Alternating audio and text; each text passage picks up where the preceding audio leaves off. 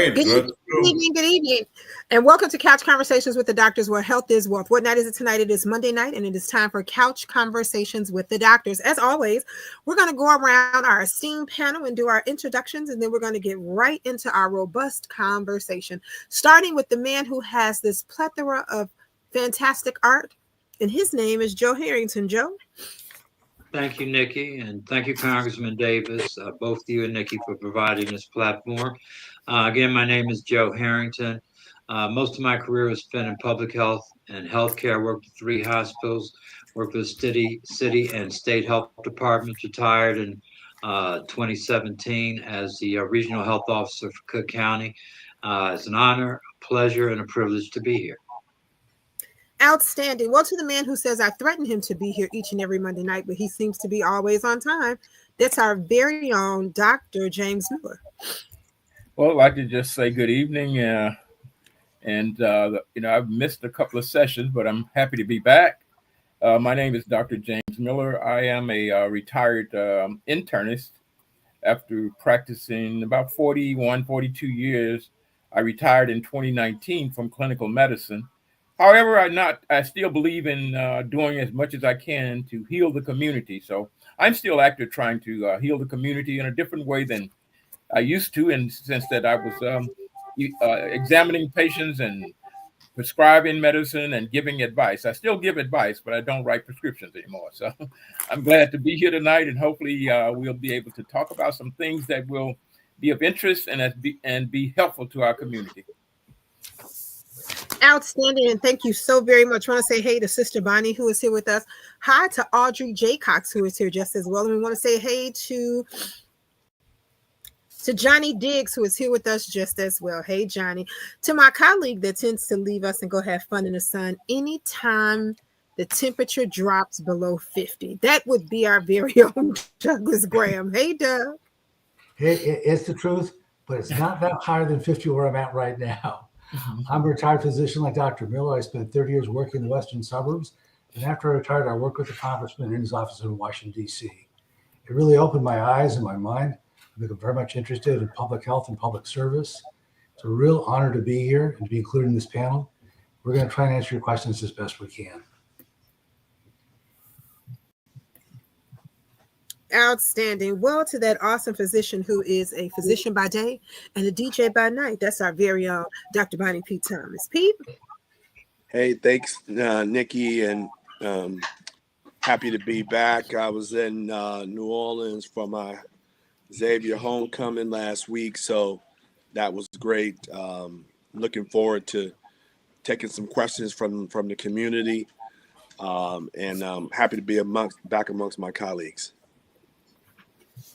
All right. I want to say hey to Connie Taylor, who is here with us, and Angela Underwood is here just as well. And they are all saying good evening to everyone that is here. To the man who makes this possible for us each and every Monday night, to the one who tells us that true wealth is your health. That's our very own Congressman of the Illinois 7th Congressional District, Congressman Danny K. Davis. Congressman?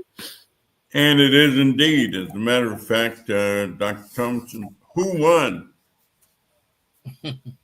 Of course, we beat Dillard by 45 points. Well, Dillard is a great institution. They just don't play a lot of football. Certainly, it's a great historically Black college. Yeah. But let me thank all of you for being. I've just come from, I guess, our last work here for today, and it was kind of disheartening a little bit. But, you know, the statement that health is wealth, I have 2 brothers, and the 3 of us are 4 years apart. And so my sister called me on Thursday, to tell me that my youngest brother, who is now 80 years old, was in the hospital, and my other brother, who's 82, called me, and we were talking, and he says, well, you know, I got an appointment tomorrow morning myself. I said, well, you're not kidding. Guess what? He said, what? I said, I got an appointment with my doctor. tomorrow morning as well. And so I did get an opportunity to go and visit my brother out of the Little Company of Mary on Sunday in between churches and other things. And of course, he was in the bed, but he was watching the football game. And of course, just as I got there, the Bears had this miraculous run. And then the guy kicked a field goal and they won. And Willie is such a fan, he almost jumped up out of the bed. I said, boy, you better get back. He's, oh, yeah, I got a little excited. The Bears won another one. Well, life is kind of like that. There are things that will excite you. And when you think of some of the progress that we've made relative to healthcare, but also the mysteries and secrets that we have not uncovered and we have not conquered and we have not found the cures. But I was talking to a group of young people the other day, and I mentioned sickle cell anemia. And the young fella sitting in the front row said, you know, I got the trait. He said, I didn't know politicians had anything to do with that. And we ended up with just a great conversation and a great discussion about sickle cell and what's being done and the need for continuous research. And of course, I got his number and he got my number, and we're going to stay in touch. But thanks to all you experts for what you do, for what you convey. And so let's just get it on, Nikki. Okay, well, Congressman, you're going to pick our topic for this evening. Oh, that was for me to do? Yes. You know, health remains one of the top issues on people's minds in the country. Those of us who are Democrats in the House of Representatives take the position that the shutdown that we just experienced was all about trying to make sure that we save our health care, that health care delivery and the health infrastructure is one of the big economic pieces to our puzzle of having a great society, having a great country.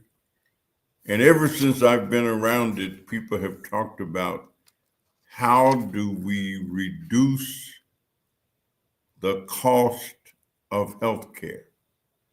And so why don't I just kind of throw that out? Everybody talks about reducing the cost of healthcare, but I don't know if we've been able to do much with that. So how do we reduce the cost of healthcare? That's my question to our physicians who are with us this evening, and to you, Joe. I'm anxious to chime in on this. I want to go about it in maybe a different way. First, because when you talked about that, I thought of the best definition that I've ever heard for what health is. So to talk about health care, I thought it might be a great idea to start with a working definition for what constitutes health. And years ago, and this goes back, this was in early 2000, I had a chance working with Salim Al-Nuruddin, who's no longer with us, to be the executive director for his Center for African American Health. And they did an analysis of health in Roseland, in the Roseland community, and pulled together experts from around the country. And they came up with a definition for health, which I use to this day. And I'm going to tell you what that definition is. Health is defined as the behavioral, cultural, economic, educational, physical, and spiritual state of being in which individuals have the ability to enjoy life and contribute positively to their family, community, and society. So that's what, when I think of health, I think of those are the things that really constitute health. In terms of how can we change things, I think it's also important, if Dr. Mason would hear, he would say, we don't have a healthcare system.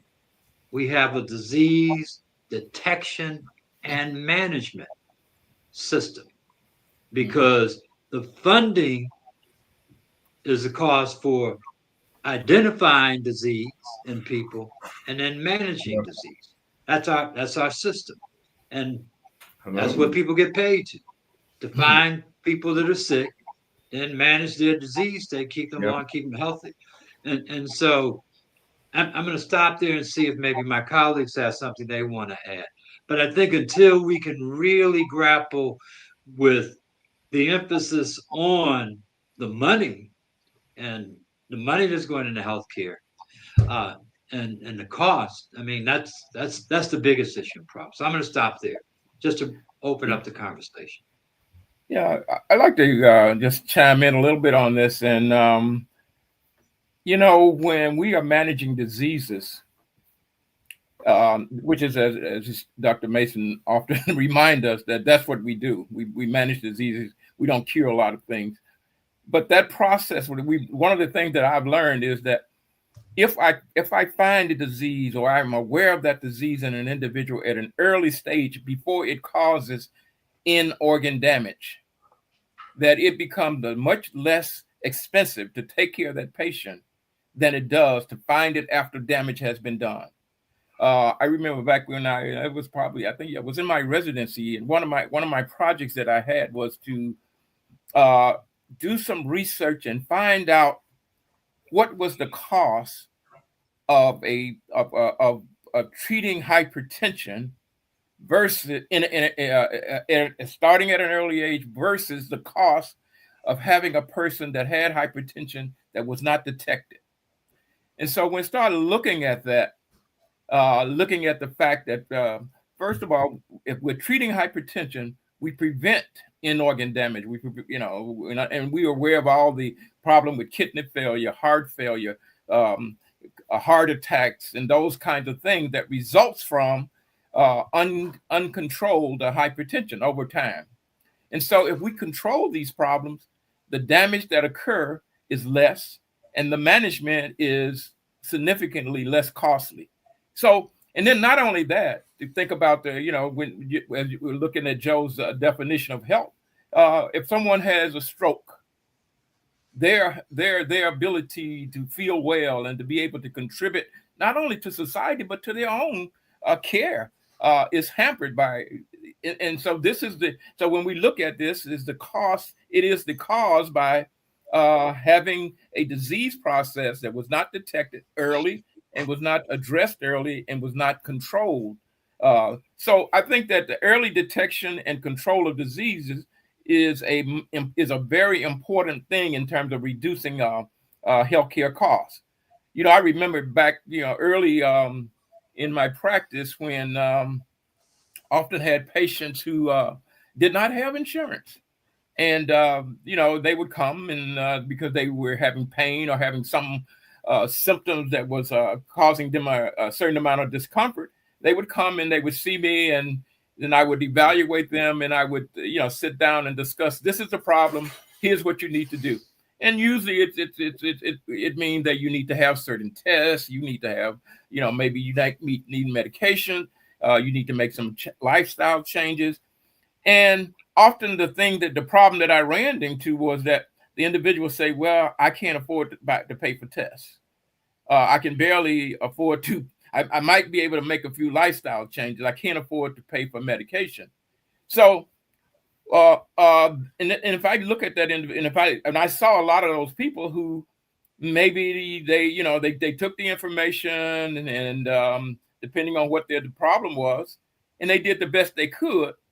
But some of them came back to see me at a later time, and the results was that an unmanaged disease, an uncontrolled disease, and the damage that had occurred was put them in a position that now the cost is much more expensive, because if they've had a stroke, if they had a heart attack, these are kind of things that cost a lot of money. If they often end up in hospitals and not being able to control their issues. So I think early detection and early management and control of the disease is so important in terms of keeping the cost down. And so oftentimes when we look at it, the penny wise, pound foolish is the scenario that I look at. If we concern about how much money we're going to spend to put people in a position that their disease can be diagnosed and possibly controlled versus waiting until they're real sick, the disease is advanced, and now I got to try to take care of them. It's going to be a much more expensive venture, as opposed to seeing a patient in the office versus a hospital day, one hospital day would probably be enough to pay for a year of outpatient treatment for most of the problem that we manage. So I'd like to add to that, Dr. Miller. I'm going to say two things I hope are not too disturbing, but if there is a professor of the School of Business on the East Coast who claims that we're using the wrong accounting system for healthcare. Mm-hmm. And as a result, we do not have stakeholder alignment. When you have the profit and loss biannually, you tend to make decisions that will maximize profits, minimize losses. That may look good on the balance sheet, but it's a very unhealthy system. Yeah. I can't think of any insurance executive who puts the cheapest tires on his private jet when he flies across country. That's not how he rolls, right? Yeah. And when he makes an investment, he doesn't go to the cheapest advisor to make the investment. He goes upscale. I think for us to have affordable healthcare, we have to go back and look at what are the pieces of legislation that keep us from having stakeholder alignment. And I think that's where the problem lies. So for instance, when you watch television now, you cannot watch a TV show without 5 ads for very expensive medications. And it turns out the people who do the most advertising are those people with the most expensive medications. That can't help the price of those medications. And by the way, there's absolutely no correlation between the money they spend on research and the money they spend on advertising. One is far greater than the other. So here's a great opportunity to start to address the problem of expensive medications and say to them, hey, wait a minute. If you do X, you have to be accountable for this, because that hurts people more than it helps them. Mm-hmm. So I think that we have to have a system of accountability rather than the annual P&L. Be accountable for those decisions. If you jack up the price of your medication so people can't afford it, that's more of a harm than a benefit. There must be some kind of remedy for that. Another really credible analogy is where armed forces are concerned, do they get the best planes? Do they get the best tanks? When they go to war, they're given every high-tech possibility. But you go into the physician's office and we're shackled. We're kept from using those things that we know will be in our patient's best interest. So again, I think that legislatively, we have to create a stakeholder alignment so that when you make that decision, it isn't just to maximize shareholder value. It should be to maximize community value. Yeah.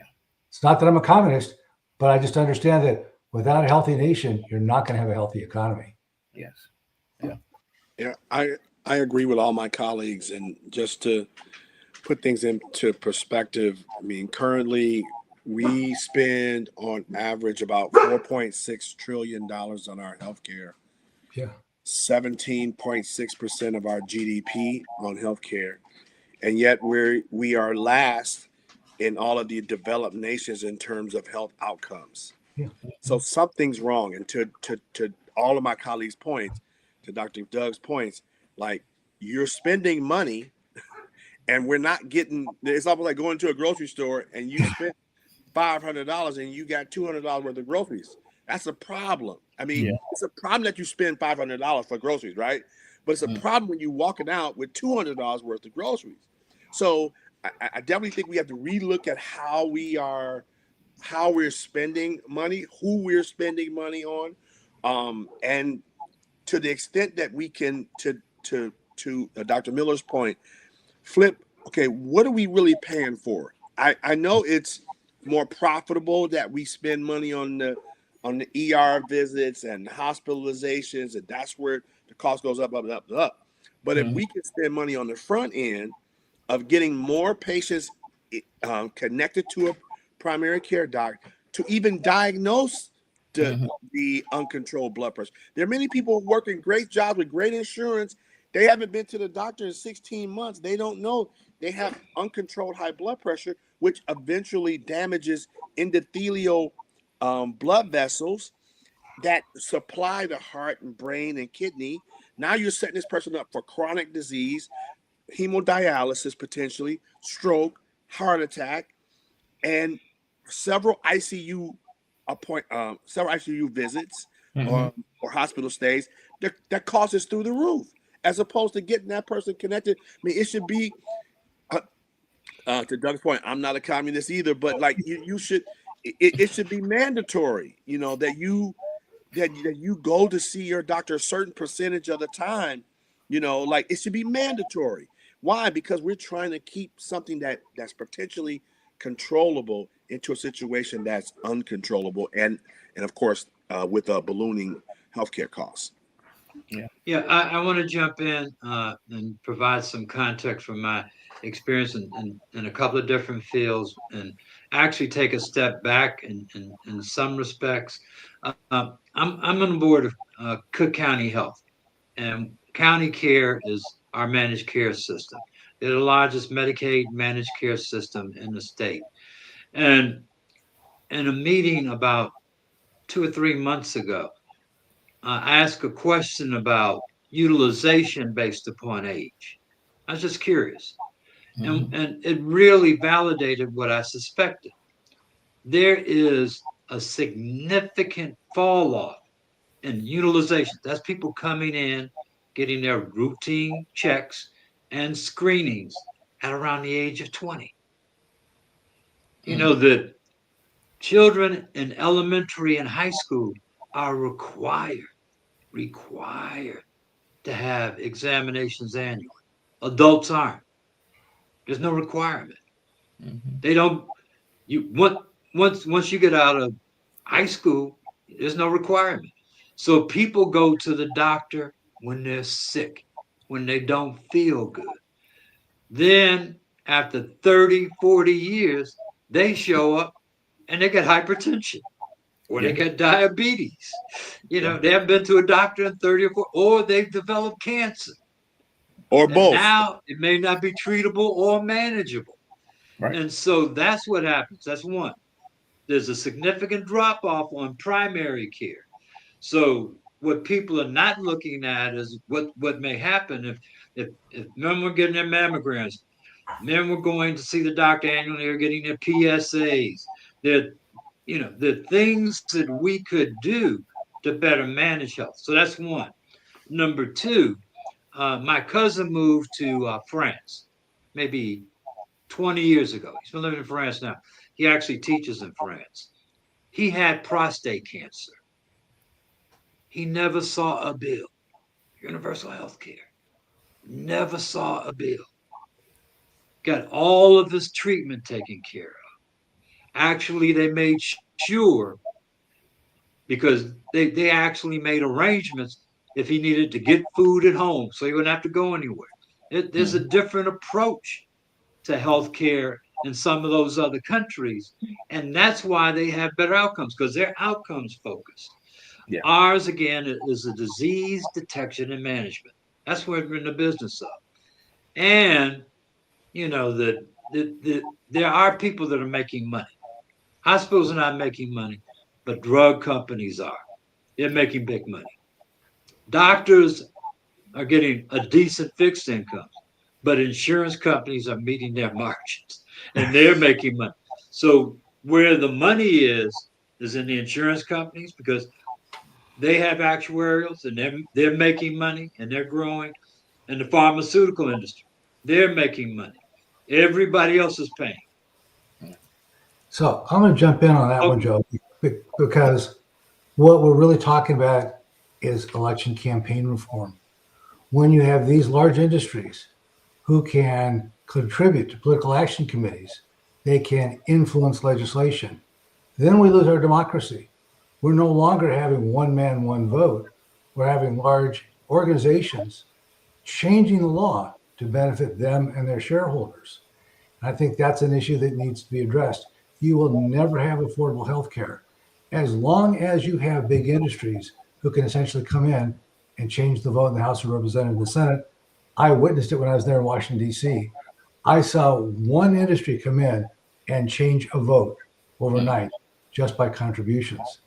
So if you're really concerned about health, that has to change. One man, $1, one vote. And that would change a lot of what goes on in Washington, D.C. and affects the rest of us.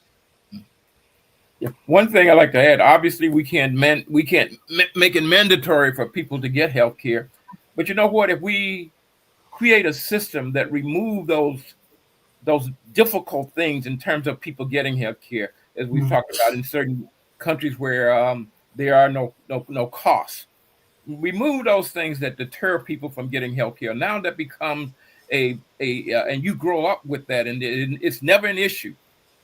I think that those are things that can help to encourage people, and at least won't discourage people from going to see a doctor. I mean, there's some other things that has to happen along with that, but that's one factor that we could possibly do something about and remove that particular thing that deter people from going to take care of their health. And I think another thing is to make certain that it is relatively easy for people to see their primary care doctor. And maybe it should be a little bit more difficult for them to be in a hospital. You know, I mean, sick people need to be in a hospital, but people who are not as sick and can do well as an outpatient should be like we can make it easy. Sometimes they may not, because the ER doc said, well, I can't get an appointment for this guy in a week, and I'd feel fine sending him home if I know that he could be seen, within a week.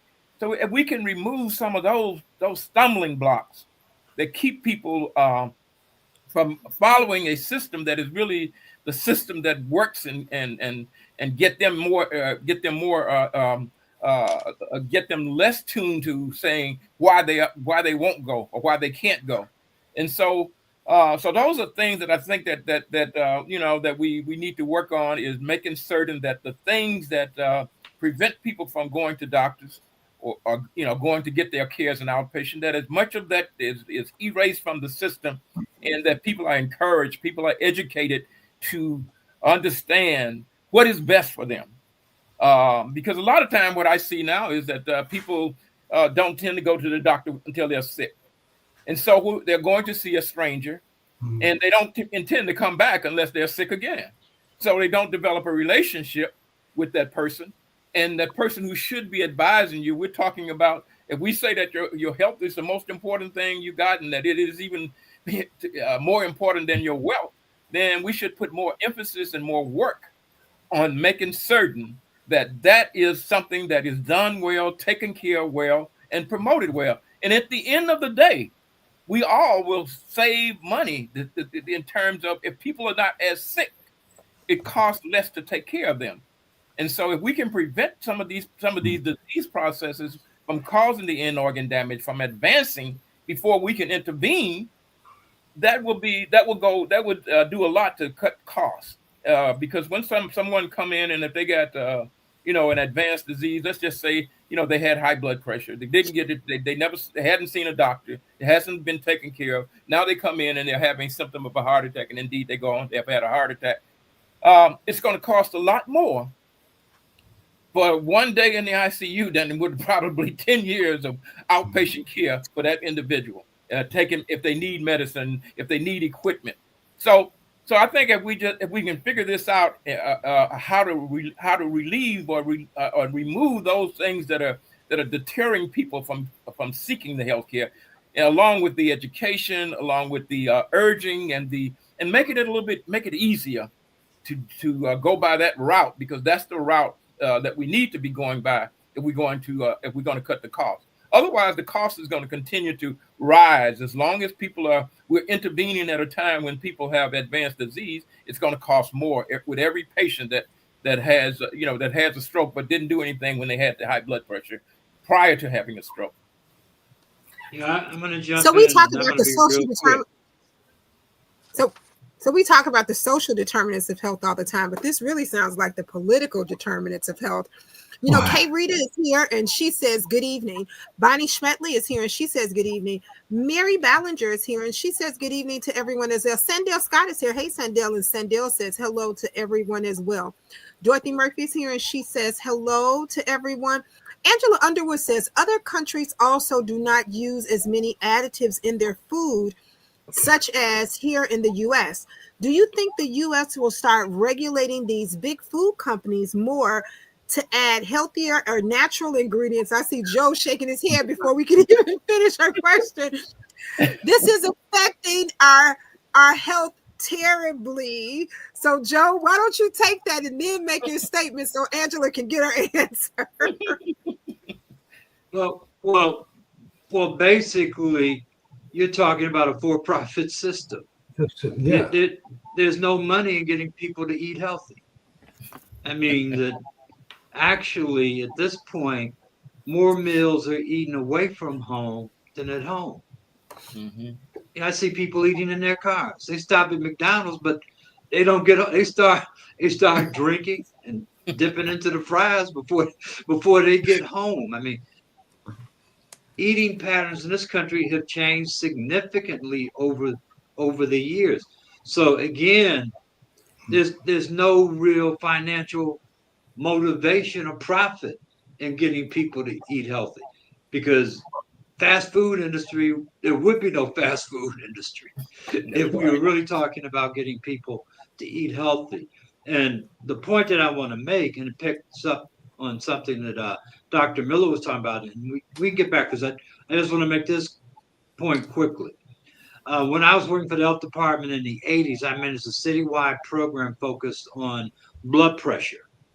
And I worked with a cardiologist, Dr. Frank Douglas, who actually wound up going and working for Siva Geigy. But he said then, this is in the 80s, he said there are only 3 symptoms of high blood pressure. 3 symptoms: heart attack, stroke, and kidney failure. Yeah. So those, keep that in mind. That's what you're headed toward. And that's what Dr. Miller was talking about. See, but Joseph, what we're really talking about is resource allocation. Like I said, your farmer can grow all that high fructose corn syrup that goes into all those candy bars that we see, and he can make all that money. But down the line, that creates tremendous healthcare costs. So I don't know if it's a question of food additives. It's really a question of resource allocation. I think we still subsidize the production of tobacco. That's a problem too. So as I said, we do not have stakeholder alignment. If all of those farmers were held accountable for that high fructose corn syrup, and that profits that they made were put back into the healthcare system, I think we could do a better job. But the problem is the money's going out of healthcare, not into healthcare. So that's something that we're going to have to adjust and adapt to. Yeah. Or deal with. I think that one of the other thing too is that everybody is trained. Our lives are built around things that we are trained to do. We're introduced to certain kinds of tastes and we come to like and appreciate that. And when something is different than that, we tend to reject that a little bit. So what I'm saying is that if you go to the restaurant, their interest is to sell you some food. Okay. And they have to understand. So they first understand what it is that you like. What is your taste going to be calling for? They're not really concerned about your health. And I think this is the people that really are doing the things that are hurting people are not really aware enough or care enough about what might be negative. They're concerned about their profit. They're concerned about making their living. And if their living is to sell you something, that's what they're doing. You know, Dr. Graham talked about when you go to the checkout counter, you're seeing all kinds of. You know why? Because they know that you see that sugar or the sweet stuff up there. That 9 times I wish I could just sit there and sometime and just calculate how many people pick up candy and stuff that if it wasn't right there, they would probably not eat that or wouldn't buy it. So they create. Their purpose is to create a sale, and so when we look at it like that, and someone don't have the understanding and has been trained to want it, then it's right there, and I can afford it. Most of the time, people don't have the discipline to. Most people don't have the discipline to just resist it. Until something bad happened to them, or somebody is really well trained. But most people, say, okay, I'm just going to eat a little bit and I'll be fine. Just one candy bar. They'll take 2 or 3 because they plan to eat the other one at a different time. So because they got the candy bars on sale too for $2. Dr. Miller, if you got one, it's $2.29, but if you get 2, it's $2. Can I jump in right there? I think Dr. Miller raised a very important point as sort of the resident pastor here. First of all, you all, I thank God for each and every one of you who commit your lives to wanting to make people healthy and even being here on this platform just to share information, because the Bible says my people perish for a lack of knowledge, right? Yeah. And so even as we share because we want people to have knowledge and to understand what they need to do and how to make themselves healthier. But to Dr. Miller's point, I want to, as you were talking, what came to me, what we often talk about, and or at least should talk about more, is really stewardship, right? The spiritual concept of stewardship of the body, how God expects us to be good stewards, to honor him with our bodies, to take care of the temple, right? That is a spiritual discipline. That is a spirit, just like prayer is important, just like worship is important and giving is important.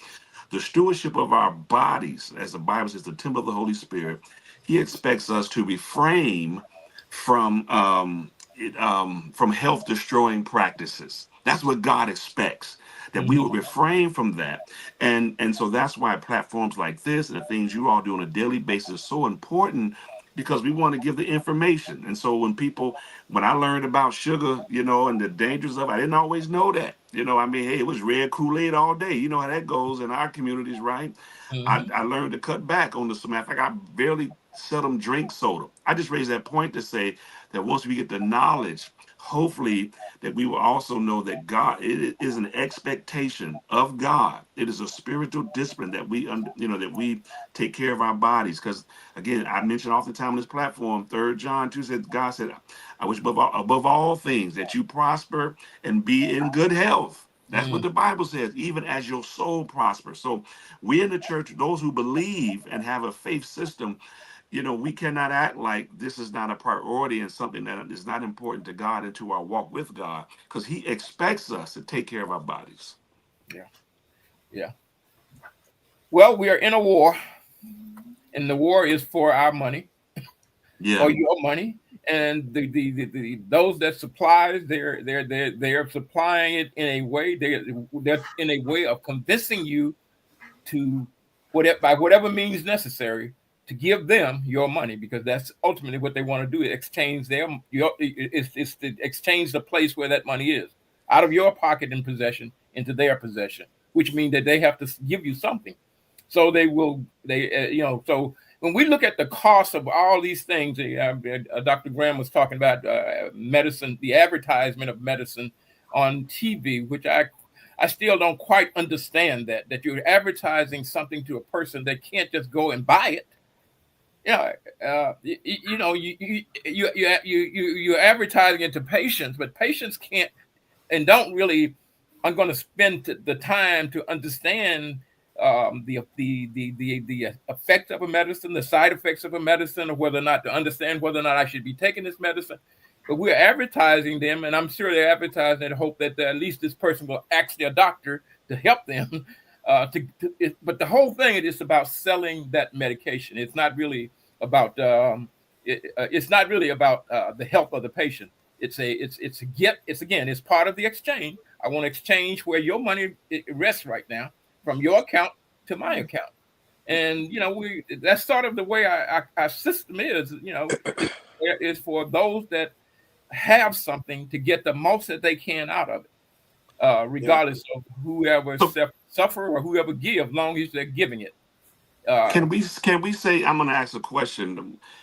So, and I've never, maybe it's been said and I just never heard it. But to your point, Dr. Miller, can we say that capitalism is one of the social deterrents? Social determinants, excuse me, of poor health, of what's happening. Can we say that capitalism is one of those? We talk about, poverty and other social determinants of health.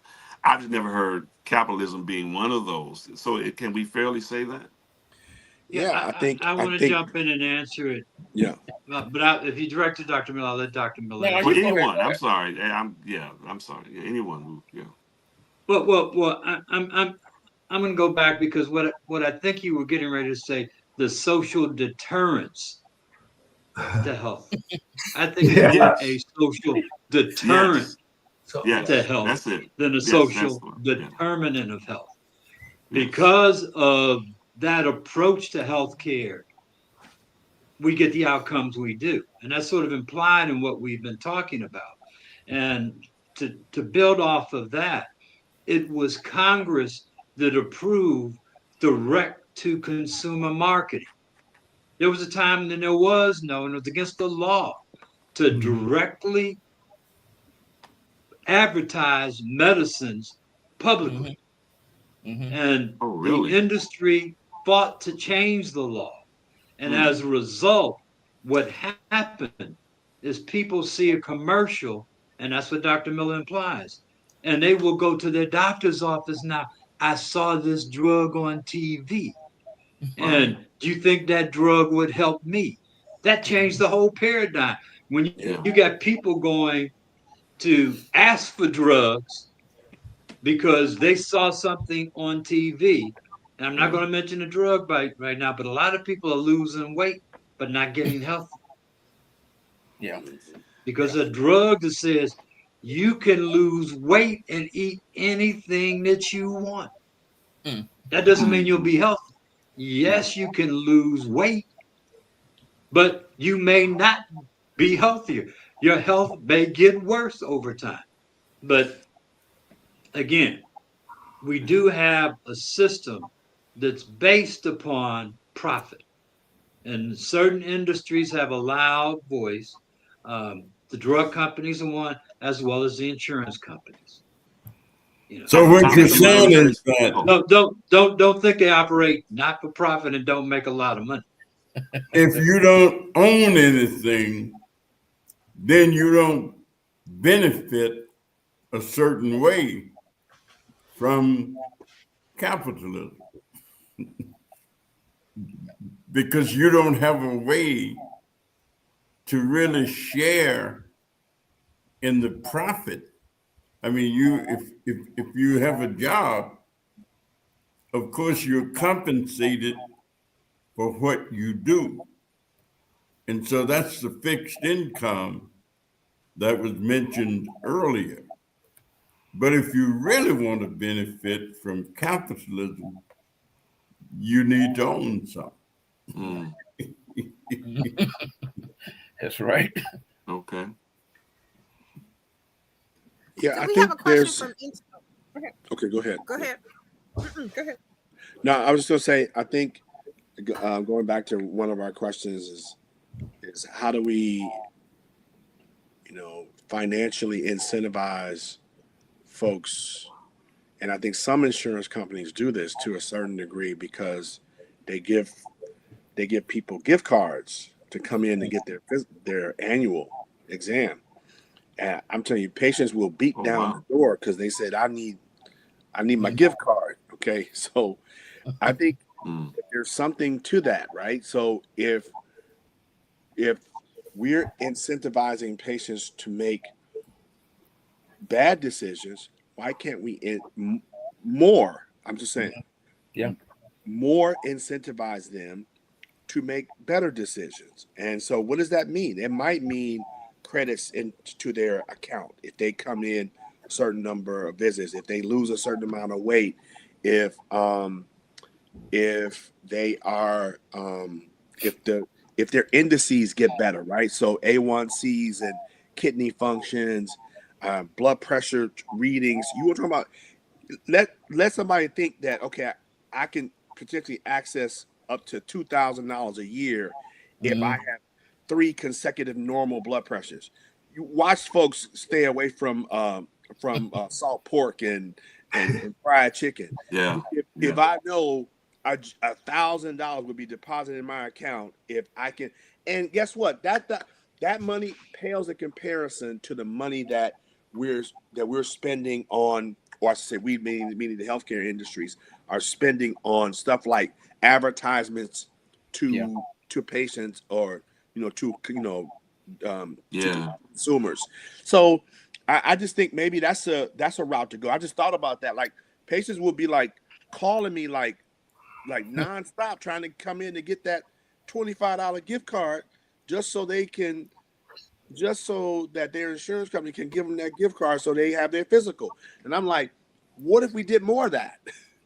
Dr. Thomas, you hit on something. I can tell you from my own church experience as a pastor, we've had programs at our church about hypertension, about immobility, various type of things. So our partnership that we have with Rush.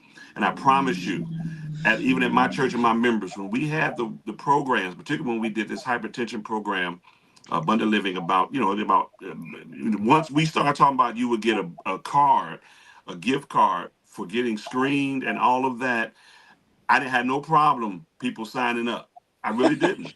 No, just what you said, right? There was not a problem for people to, and that saved some of my members' lives, because some were in the high hypertension. They was in the stroke range, whatever. Yeah, I know if I'm saying it right? But they was way up there, and I know because they got that intervention, they got that $25, $50 gift card, and they also got screened, and I didn't have no problem. So to your point, that may be a way again of sort of getting some changes and getting people where they need to be in terms of the doctor and addressing their health. So I just wanted to sort of back you up on that from just some real life experience through my church.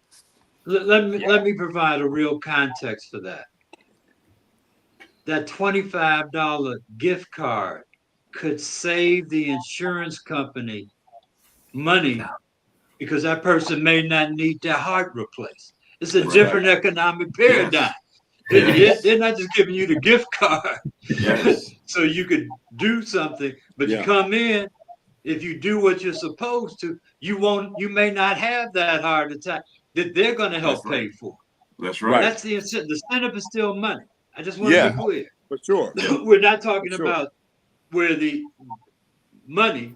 We're still talking about money. The insurance company has an incentive to keep you healthy, because the less often you have major procedures, the less money comes out of their pocket.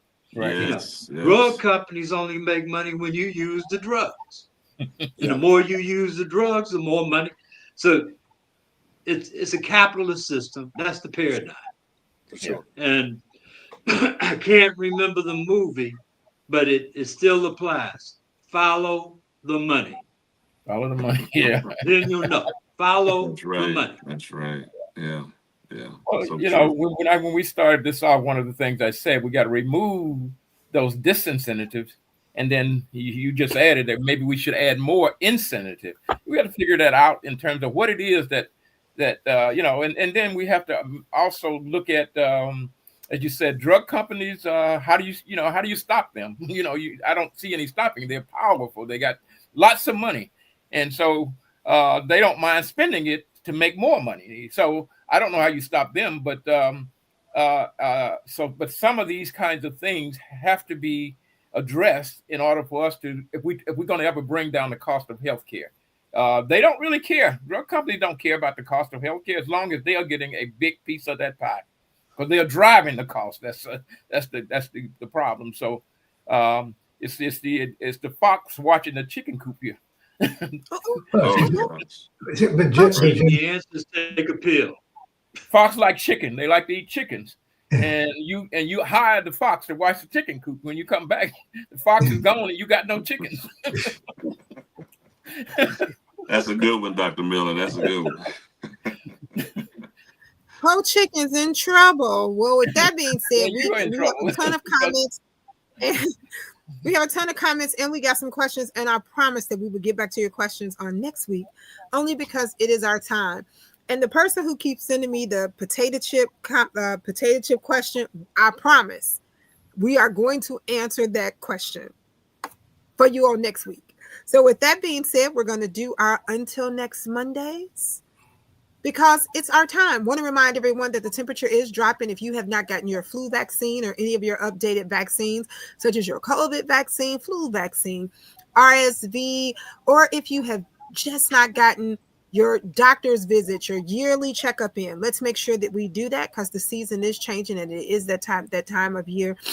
Remember to bundle up. And if you are in a place and you think you need a mask on, there is a new strand of COVID out here that is highly contagious. So we're just going to remind you, keep a mask and use it if you need to. And don't forget to wash your hands. Well, Doug, you're until next Monday.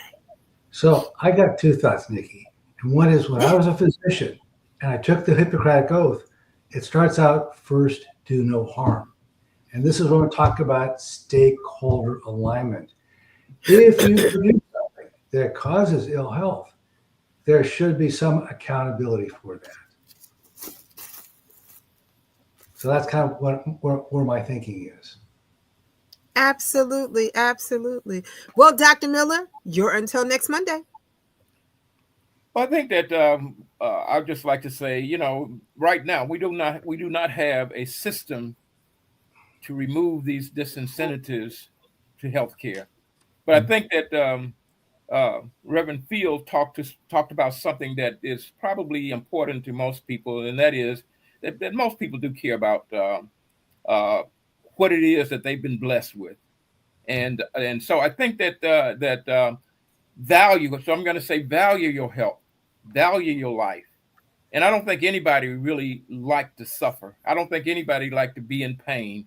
There are preventative things because diseases cause suffering and pain.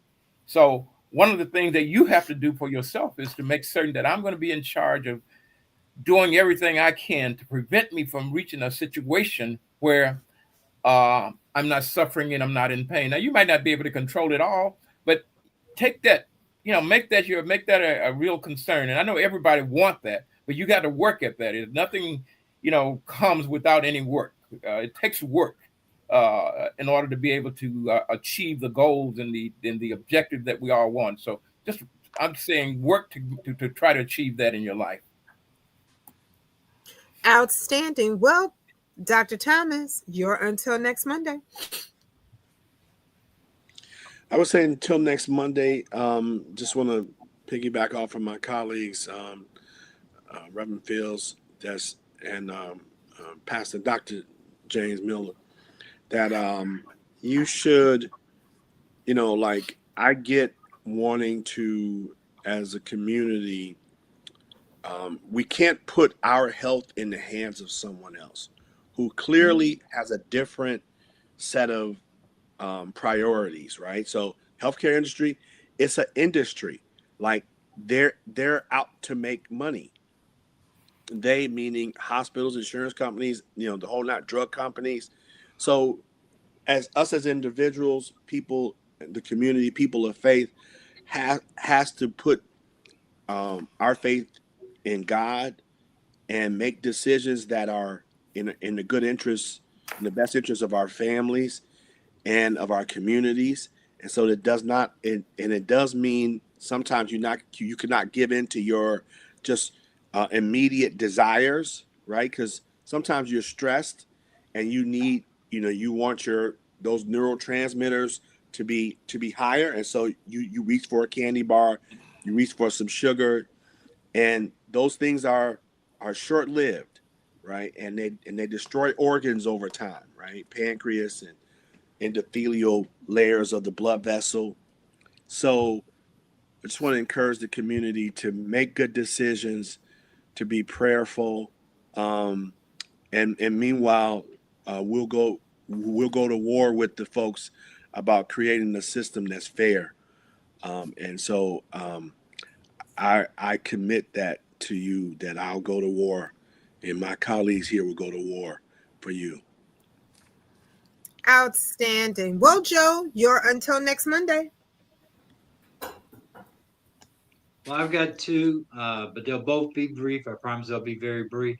The first, as I listened, I was reminded of the Spike Lee movie, Do the Right Thing. I'm admonishing people to do the right thing. The other thing that came to mind, and this is an homage to Reverend Jesse Lewis Jackson, who's struggling right now, who said, particularly in these times, keep hope alive. Keep hope alive. Those are my two. All right, outstanding. Well, Pastor Si, you're until next Monday. Yeah, I also have two things as well. First of all, I do want to reiterate again how God expects us to be good stewards of our bodies, right? And get the information what we need to do. But also with that, the parable of the Good Samaritan. But we have a responsibility to care for the sick. That's a biblical responsibility, and that comes through Luke chapter 10, parable of the Good Samaritan. You can read it for yourself, because in that text of Luke chapter 10, the man was left for half dead, right? Also, another passage, woman had the issue of blood. She spent all she had on the doctor. The system couldn't help her. So we have a responsibility to care for the sick. And to Dr. Thomas' point, who mentioned about fighting for a fair system, I think I would love if we just had the time to talk about the merits. And I've done some advocacy work over the years of gun violence and things of that nature. We talk about health justice, right? And at the core of health justice, it really believes that everybody has a right, to live healthy. And it seeks to just dismantle all the structural and policy barriers and things of that nature that hinder us in America as people having good health. And so health justice is something that I wish we had time to really discuss, because I think maybe that's where it comes from. As you talk about, Dr. Tom, it comes from the ground up, community up, right? That pushes for a system, right? Justice as it concerns the health, to eliminate all of the disparities and all the things that hinder us from having a good healthcare system and people having good access to healthcare. So with that, till next time, I would love we've had that conversation. Outstanding, outstanding. I am going to read one comment off Instagram, and that is actually to Pastor Si.